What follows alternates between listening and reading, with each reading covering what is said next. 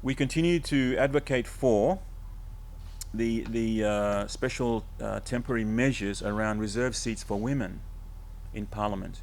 It's a controversial topic, and there is no perfect solution to this issue. But we feel strongly, especially after the comments made by the Prime Minister, that something needs to be done, even if it's an interim measure, to make it easier for women leaders to come to the floor of Parliament, where today there are no representation from women in the floor of Parliament, despite the fact that women make up slightly more than 50% of the population.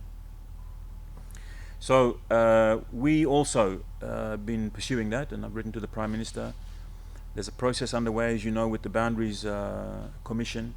There's the Attorney General is looking at different ways to structure legislation to make that possible. So it's quite a process, and it is not looking very likely.